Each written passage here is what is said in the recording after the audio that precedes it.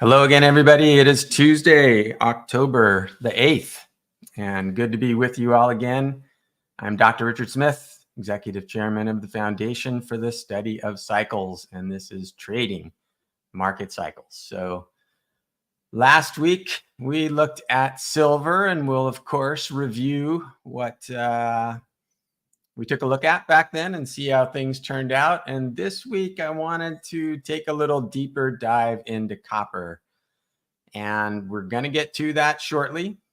And Lars talked about copper, longer term cycles in copper, not yesterday, but last week. And we're going to be following up with our own views and with some shorter term cycles in copper as well. So let's go ahead and get started. Ping me, let me know you're here, say hello, where you're listening in from, and save up your questions because we'll have time for questions after I cover a little bit of material. So let's jump in. Let me just make some adjustments on my screen here.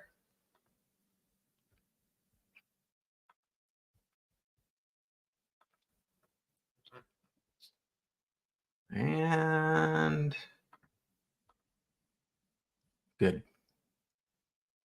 I didn't mean to start here.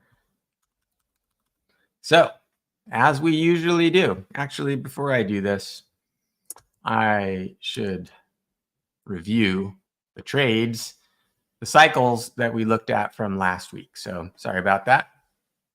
We were talking about silver last week, and silver here at the end, we said, look, silver's got some bearishness in the longer term. This is not a back up the truck long trade on silver. This is a possible short-term opportunity on the long side. And when we are really trading short-term against longer-term cycles, we want to be cautious, not take as big a position size, possibly. One way to manage risk, because we know this is more about managing risk and managing our beliefs than the perfect signal, right? Hope that's getting across by now. So here we were back last week looking at a couple of shorter term signals from the cycles in silver. And this was the 2-hour cycle we were looking at around 204 and where it was when we talked last week. And we did get a move up, but we're right back about to where we left off last week. Still some upside in this cycle. Momentum is come down, and actually given it's not exactly a sell signal, but it's not a buy signal, right? So outside of the lower band of the cyclic RSI. So this trade in on the 2-hour, not working out. But if we go down to the 1-hour trade that we also looked at, that has worked out quite well. This 1-hour cycle here, 153, 154 periods. Topped about here and actually gave a CRSI sell signal. So silver weakening. We said if you don't want to go with the long signals from cycles, you can wait till these signals top and look to align yourself with the longer term cycles, a little less risky trade. And that's kind of where we're at right now with silver. Coming into a bottom on this hourly cycle here. If we incorporate the latest data into our analysis, that cycle has still held pretty well, and a little more downside there before that cycle bottoms, looks like sometime tomorrow. So that's where we're at with silver. Hello, everybody. Thanks for saying hello. Good to see you. All right. So let us now go take a look at copper. Each week, I look for what is the strongest signal that I can bring to you while we study cycles and how to use cycles for shorter term trading opportunities. So taking a step back for just a minute and looking at the bigger picture on copper, we of course start with sentiment and the commitment of traders. In this case, the commercials are short copper right now and getting shorter copper. So commercials, the the consumers and producers of the actual commodity, not the speculators, are selling copper at these prices. They're like, yep, I'll take that for my copper, and I'll take it, not only now, but I'll take it further down the road. I'm happy with these prices, and I don't need prices to go a lot higher for me to have a decent business in the copper industry. So commercials, smart money, you could say, they're different. They're different than speculators. So, but the commercials are happy selling copper at these prices.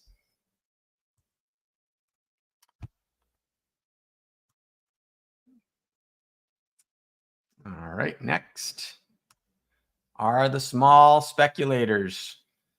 Daily sentiment index here. Thank you, Jake Bernstein, fellow board member. Call out every time. Shout out. Seasonal trader too. Thank you, Jake. Small speculators have been pretty bullish on copper recently. Not as bullish as they were back in May, let's say, but breaching the 80% of bullishness level and starting to move back down here a bit now. But commercial selling, small traders getting a little frothy. Seasonally, got a couple seasonal charts to look at here. The month of October is on the bearish side for copper. And this is another seasonal view from this one from Jake's Seasonal Trader.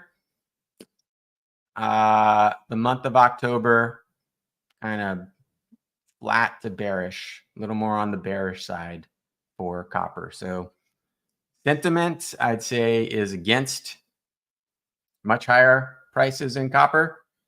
And seasonally, October is a little weaker month, and the small trader is bullish, which is not bullish for copper. All right. And then here we are with our trend analysis on copper.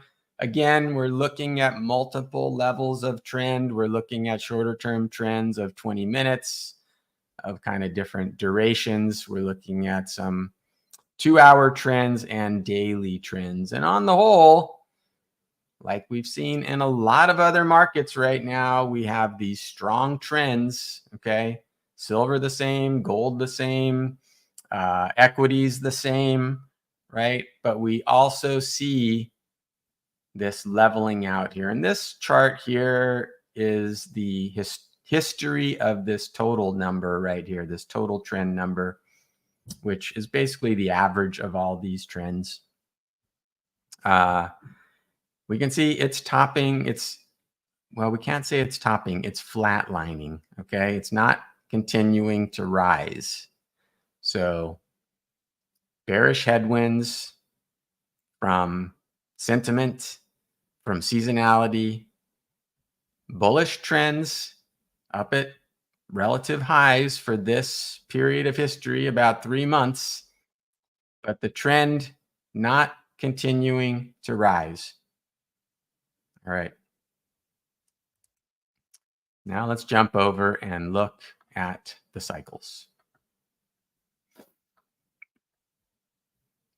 So here we are in the cycle analyzer. We're starting out at the weekly with weekly data, weekly futures data.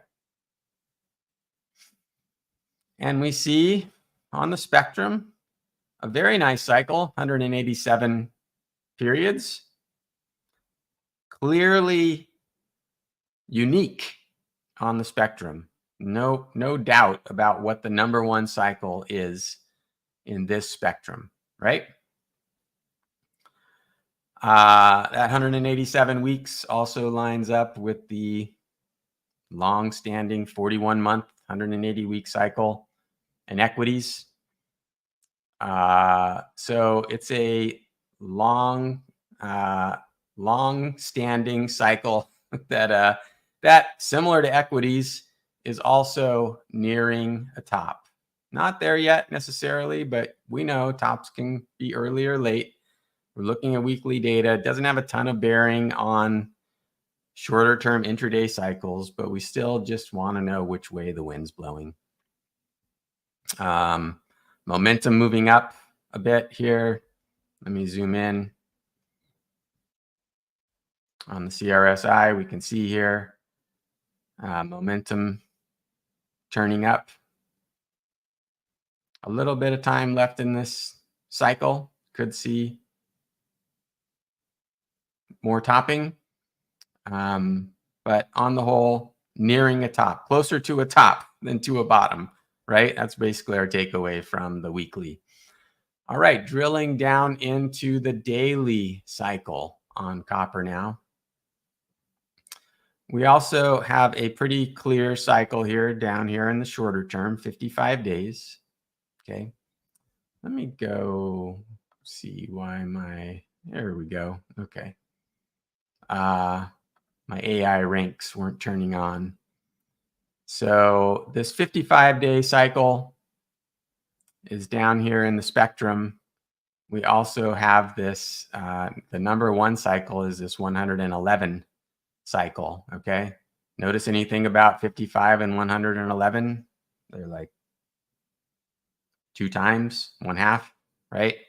Perfect harmonics of 2. So always when I see 2 cycles that are number 1 and number 2 that are perfect harmonics, that's when I usually use 2 cycles instead of 1. And if we put those 2 cycles together, we've got a pretty compelling top forming right now in the daily cycles of copper.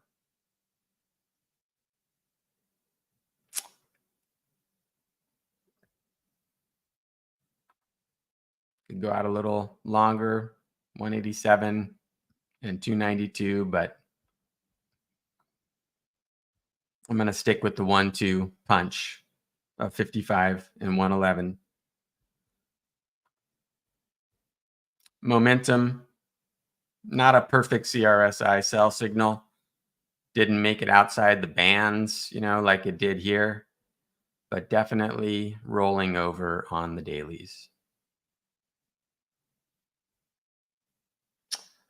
All right. Starting to go further down. Here are the 2-hour cycles on copper. And copper I have found to be a very good asset for analyzing with cycles. So we've got some really good cycles in copper.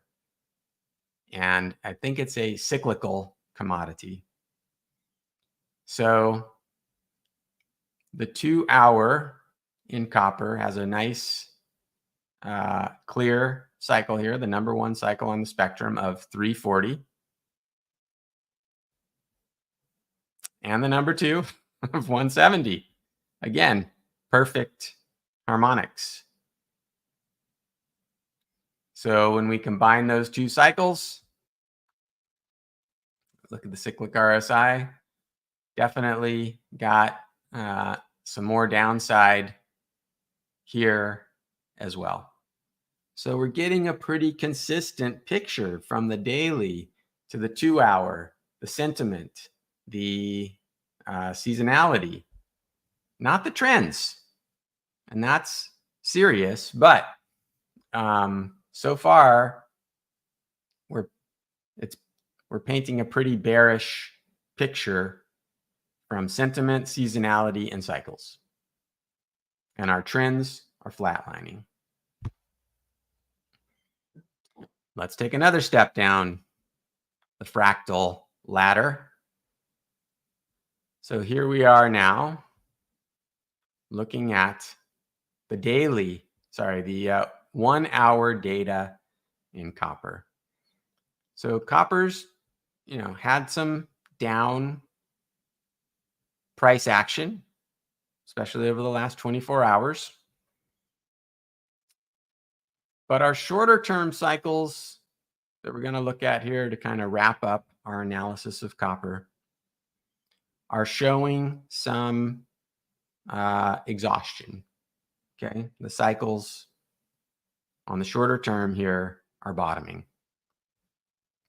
In particular, we've got two cycles here, this 107 and 49.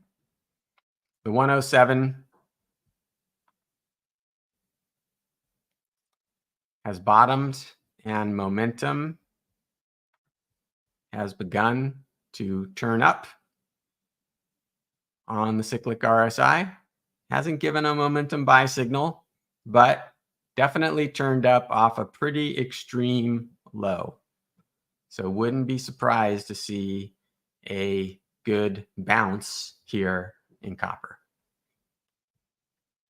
And finally, when we go to the 30-minute data, we really have a clear cycle on the 30-minute data, 129 periods.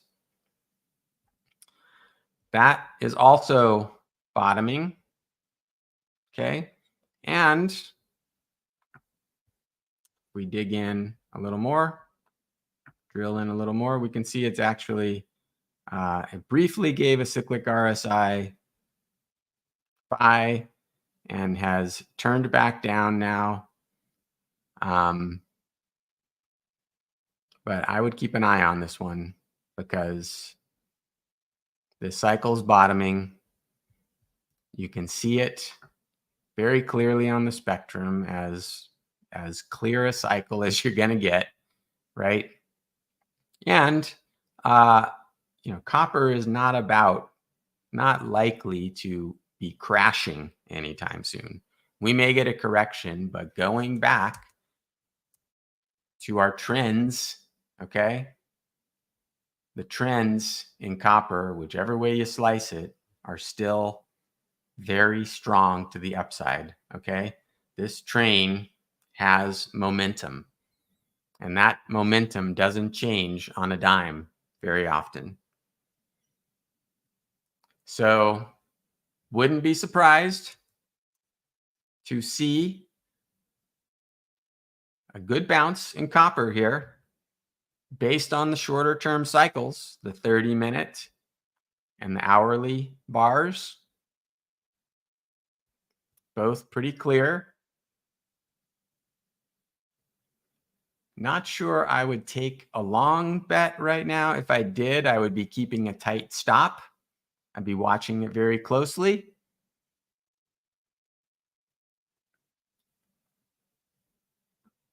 I think the easier trade is waiting for these shorter term cycles, this bounce to,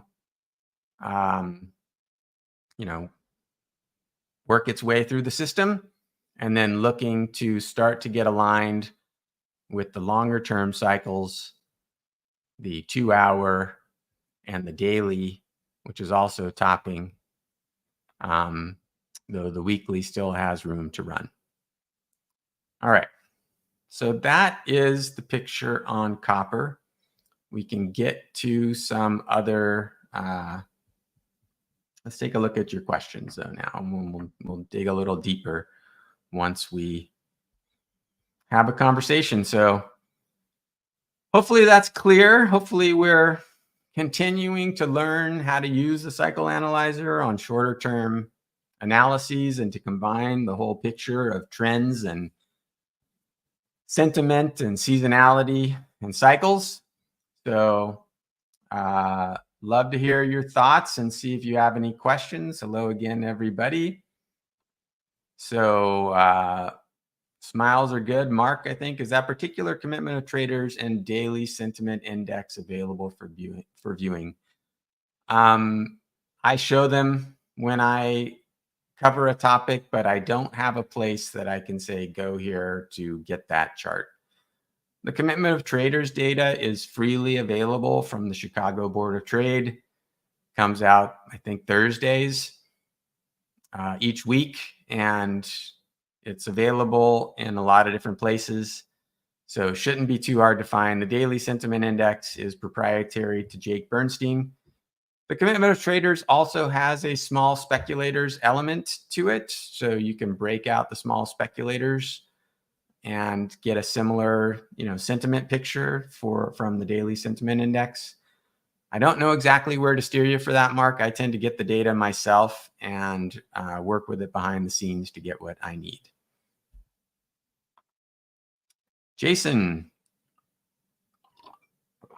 Hey, in copper futures, it shows a nice trend line a little below current price. So we're likely to test that trend line again. And if that breaks, the cycles told us to be careful ahead of time. Let's take a quick look.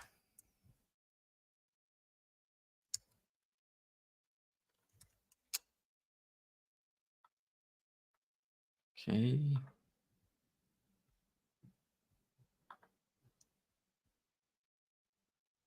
Got to be a better way to navigate all these different screens. So let's see. I think the most compelling, short term here is this 129 on the 30-minute data. And we're definitely, I'm not sure exactly what you were saying, Jason, trend line maybe. Definitely some lows here. If we look back a little further, are we at support? Not seeing a ton. I mean, this is definitely support right here around 445. But I'd say if we break much lower here, we don't really see support until lower levels. So I do think we're at a pretty critical level. I see this a lot these days in the markets where you get these breaks below past support and then bounces back above. And it's kind of like a running the stops strategy by those, higher frequency traders or market makers. So this wouldn't surprise me to see a bounce from here, but I do think that we're pretty close to support. And if we see this low break, I'd be zeroing in, paying attention to shorter term data and keeping a very close eye on that, if not stopping out. Excuse me. All right, other questions?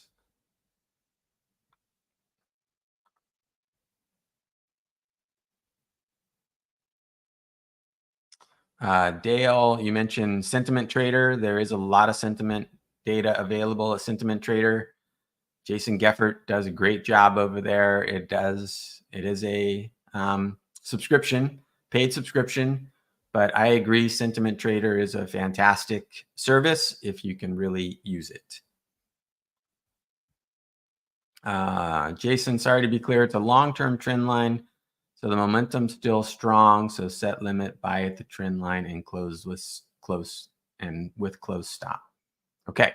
So I'm sure there is a longer term trend line. I haven't really used trend lines a lot myself, but great point, Jason. And I'm sure it'll be pretty clear on the chart. Okay. Say futures market, it's around 800 and stops just under 775-ish. Okay.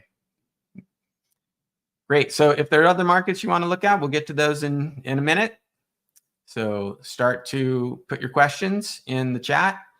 And I'm going to now look briefly at the trading dynamics of copper, position size, what else it goes well with, etc. Okay. All right.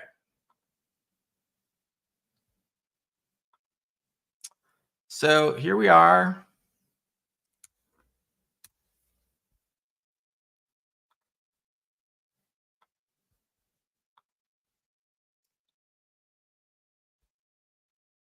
Just going to look briefly at, since we were looking at the 30-minute data in copper, had the best, most compelling cycle.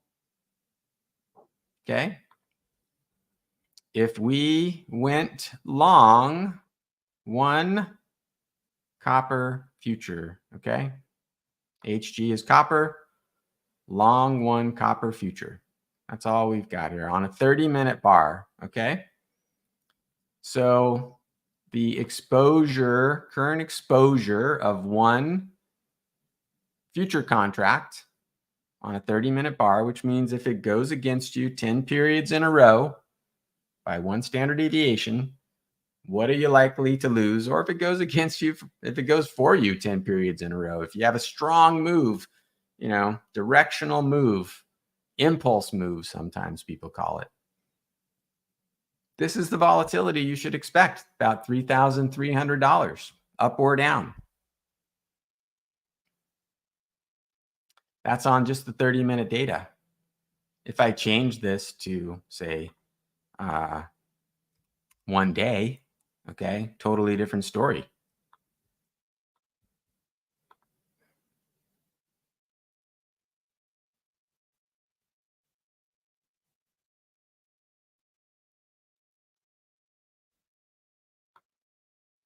$8,650. Longer time frame, bigger exposure, right? A 10-day move is much riskier than a 10, 30-minute bar move. 10, period, 300 minutes, which is about 5 hours, exactly 5 hours. So time frame matters. We talk about this a lot.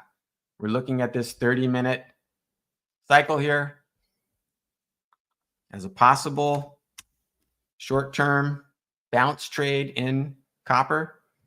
Let's go back to the 30-minute data.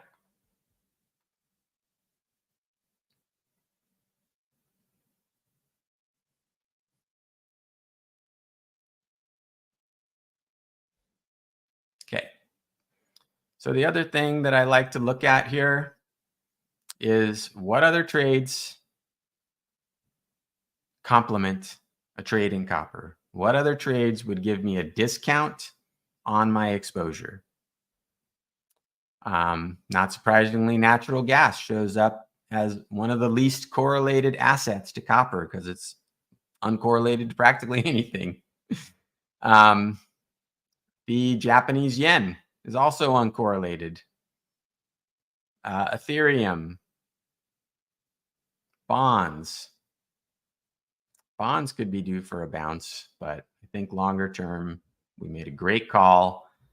We saw the dailies rolling over in the bonds, and we got some very beautiful downside action from those signals. So these are some trades that we might consider along with shorter term trades. Natural gas, it looks like there might be a 30-minute bullish cycle in natural gas. I don't think we're getting a lot of discount on the exposure there. Hard to say. The yen, nothing really jumping out at me here as a great pair trade for copper. But this is how I go about putting together my trades. I find my time frame, in this case 30 minutes, and I structure my position size. So, $3,000 as a potential loss or gain over a short-term trade. Okay, I can live with that. It's not going to, really get me into a reactive posture. It's a trade I can manage. So that's very key because the markets are always working hard to get us uncomfortable and get us into a reactive, a place where we feel like we're forced to do something. And when you're forced to do something, then it's usually money going to go into somebody else's pocket besides yours. So that's the picture on copper and a little bit about its volatility.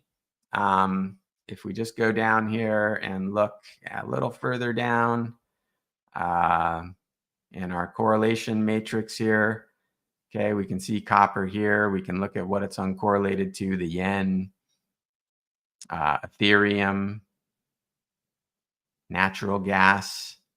and bonds. So those would all be natural trades to consider pairing with a copper trade. We can also look a little bit at,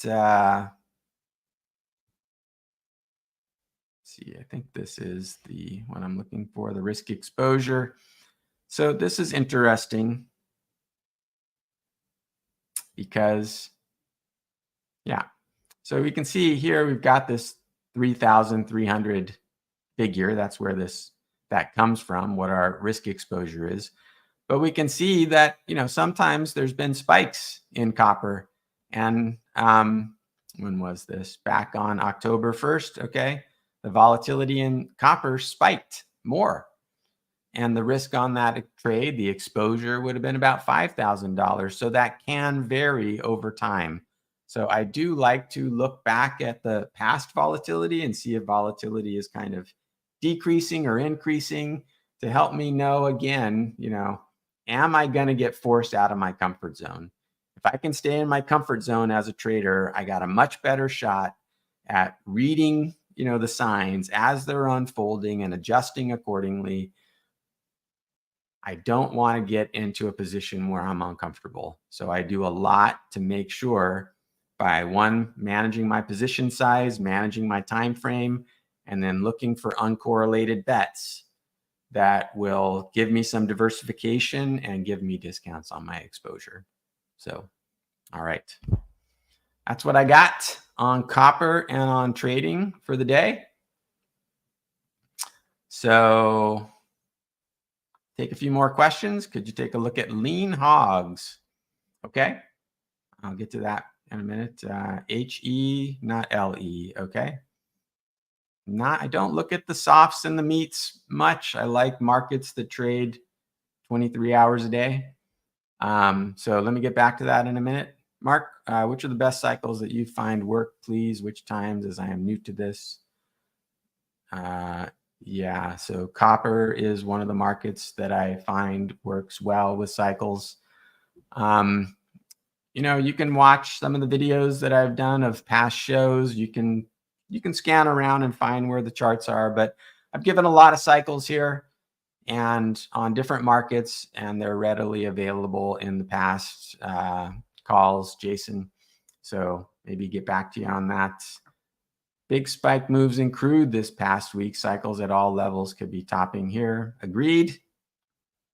And maybe looking to cycles for a specific copper-related company, for example, BHP. Absolutely. Great strategy. So we've taken a look at copper here, but you can look at equities. You can look at ETFs. Great idea. Totally agree. Hogs look interesting now, potentially. Okay. All right. Let's take a look at hogs.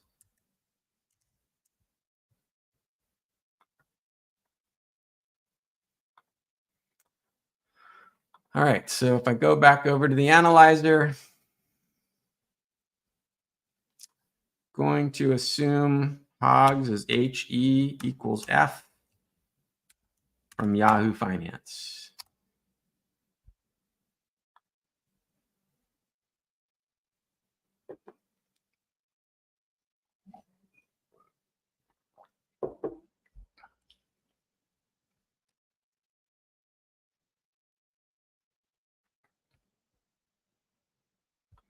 Maybe while we're waiting for that, we'll just go double check. At Yahoo Finance, go over here to markets, futures. These are all the futures that are available from Yahoo. You can see their tickers. And lean hogs, HE equals F. Okay. So hopefully that's ready by now. Yep. Here's the daily data on hogs. And man, I mean, just looking at it visually, pretty clearly a cycle, right? So we got the number one cycle here is this 251. I'm going to bet that's going to line up pretty nicely with what kind of jumps off the page here. So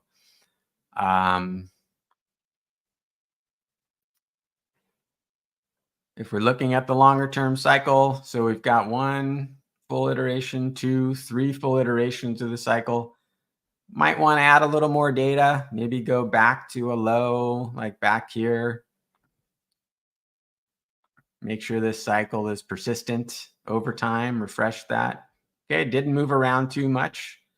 So on the whole, this cycle is showing stability, showing persistence. There's also a little shorter term cycle, including this 50-day cycle.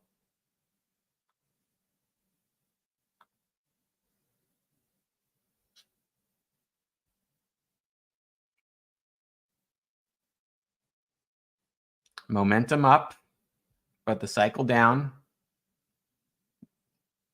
Not high confidence. So this seems like a pretty nice cycle. Obviously, momentum and price are heading against the cycle right now, but on the whole, this cycle's got more downside into the end of the year, and it's stuck out pretty clearly on the page, but we've got this upward momentum and climbing at the moment. So kind of a counter cyclical move going on right at the moment. I don't have intraday data on lean hogs to get into at the moment, but that's what I got on lean hogs. All right.